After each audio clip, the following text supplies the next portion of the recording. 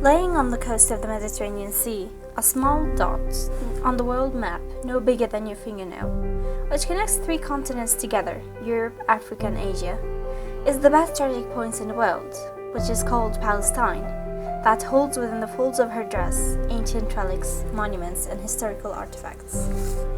You see things concerning this land or country. Shall I show you what you see? You see the buildings exploding.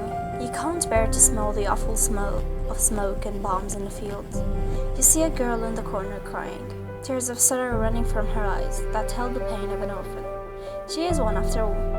Her hands over her ears, trying to block out the sound of war, the sound of death. You see older people running around, carrying their children or grandchildren, taking their last breath, standing at the doors of death. And you see dead corpses of humans of all ages, elder, youth and children. The merciless tanks don't have mercy for anyone. They see them all as enemies, as a threat that they should wipe out. You see terrorists, their eyes more mad than the devil himself, carrying rifles and guns, hunting cleverly for their next prey. And you see homeless people in the streets, untamed hair, no shoes. It is as if you are watching the poverty streets of France, as if you're in the novel of Les Miserables. Whenever they see a rich man pass them, they lunge at him, stripping him from his money and food and everything. Am I right? Where are we? The Middle Ages. Oh, honestly, people, wake up. Let me show you where we are.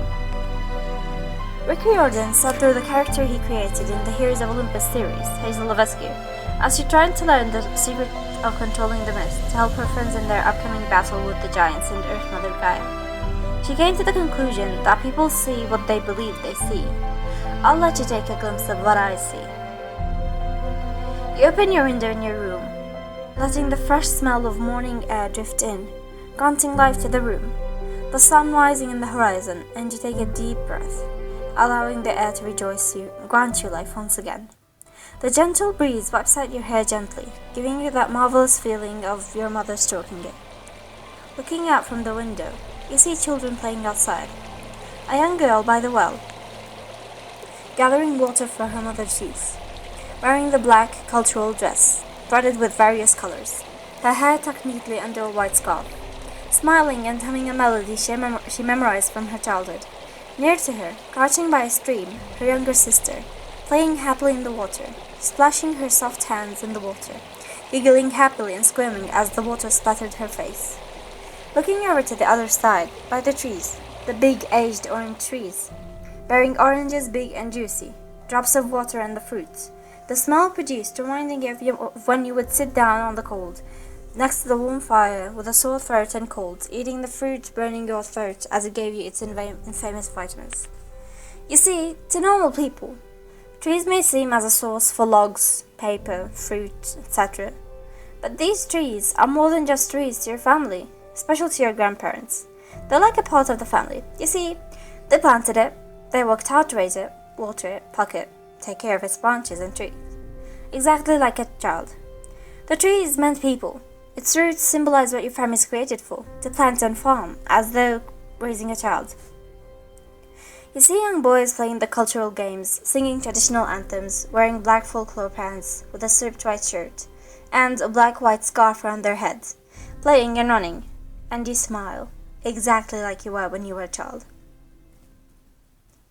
You hear the vendors in the street, calling for the handmade sweets that make your mouth water as you recall the taste of the sweet melting in your mouth, making your blood run high, shocking you with sudden energy.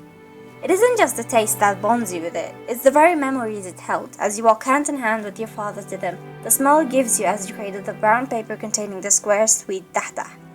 You beam at it, and your father smiles as he pays for the vendor who smiles happily that another person bought from him.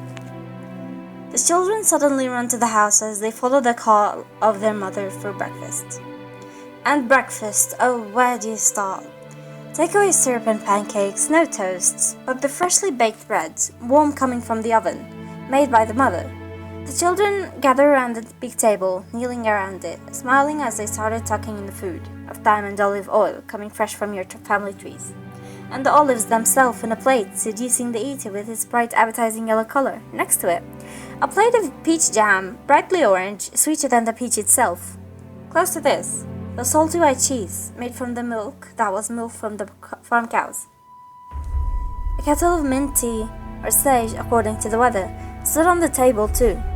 The very look of the table rushes you into your own memories, memories that come and go.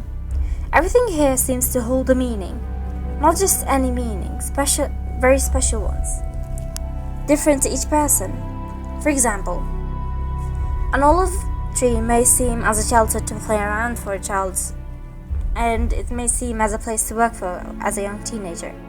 It may seem as a source for money and life and food for a parent, but it also may seem as a child to the person who spent his life caring for it, spending his youth as he carefully watched over it. Losing a son or daughter are one of the most hardest things for parents. In novels, stories, fan fiction, or any movies, holding this theme or idea seems solemn, as the parent goes through difficult stages of depression, insecureness, and sadness. The memories of the child haunting him till the day he dies.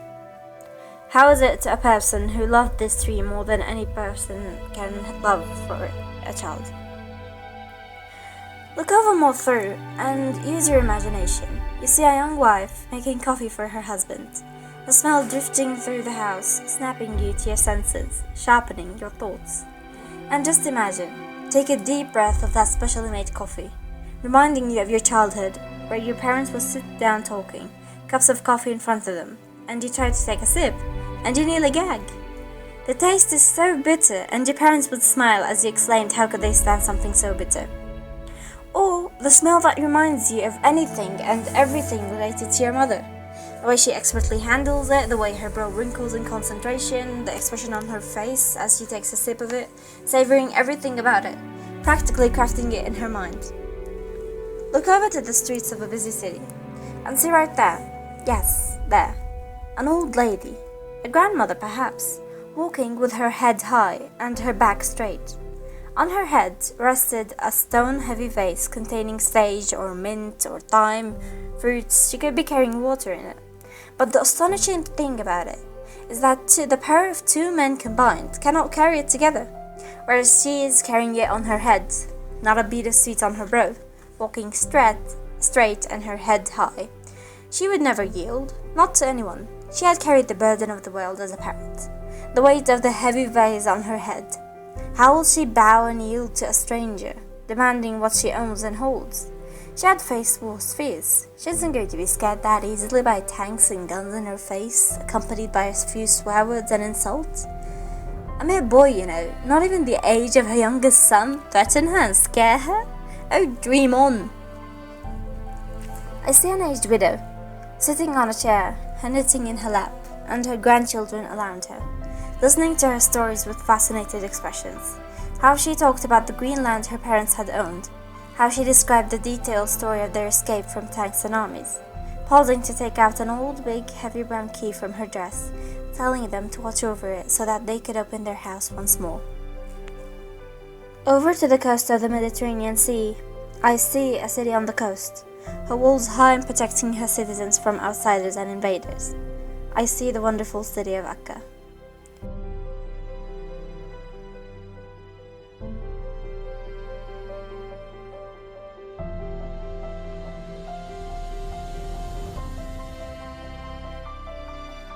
I see the city of Jaffa, the bride of the sea, as many poets described her and spoke of her beauty. I see the sailors calling for tradings. I can see what was left of the war with the Crusaders, and where the ships on the docks shipped back their Crusaders to their homes. To the middle of this country, I see a city in the mountain, a city of significance to three religions, a place to pray for Christians and Muslims, a city of significance to religions, a place to pray for Christians and Muslims in their respective holy mosques and churches, the Dome of the Rock and the Holy Sepulchre. I see a wonderful city, the capital of this country. I see the wondrous city of Jerusalem. I see traders and shopkeepers selling tourists merchandise, crosses and scarves, names crafted artistically on olive wood. Next to this city, I see another one, an industrial city, you see, a city for factories and trading, known for the best quality of its shoes. I see the busy city of Hebron, its inhabitants like a beehive, People working on the delicate colored glass as the artist colored it with expertise, coloring his future, making it as bright as his colors, bringing odd smiles on the faces of children as they watched him color and craft the delicate glass.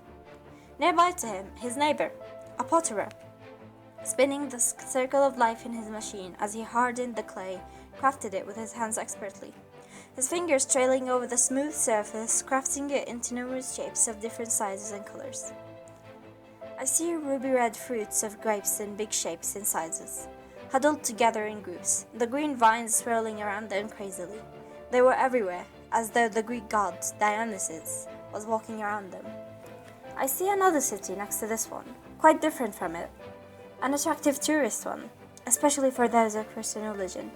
I see pilgrims of all ages strolling in the seats of this religious city. I see the city of religious relics and monuments. I see the Nativity Church where Miriam gave birth to her pure son, where Jesus Christ was born. I see the shepherd's field, where the coals of the birth of the Christ was called through the heavens and earth by eagles. I see the peaceful and religious tolerant city of Bethlehem. Over to the valleys, I see multi-cities. Of them, I see the marvelous city of Jericho, filled with breathtaking wonders, simply demanding your attention. Screaming history to those who see the mountain of temptation where Jesus Christ was tempted by the devil. I see the half-built but wonderful palace of Hisham, not fully built due to the big earthquake that occurred in Caliphate Hisham bin Abdul Malik's period of ruling. I see people shipping oranges and lemons to all over the country. I see citizens, students walking to school, ships grazing in green lands with the shepherd watching lazily, boys playing marbles in the street, a happy smile on their faces, content with what they have. John Lennon once said, "When I was 5 years old, my mother always told me that happiness was the key to life. When I went to school, they asked me what I wanted to be. I wrote down happy. They told me that I didn't understand the assignments. I told them that they didn't understand life." And how true this is. What is life when it's just sadness? What is life when it ends happiness? You tell me, what is it? Now, tell me, is what you saw the first same as what I see right now? I see many things. I see what I believe I see. I see Palestine. Do you see what I see? Or is it just me creating up things from the mere imagination of my mind? So tell me, pray, what do you see?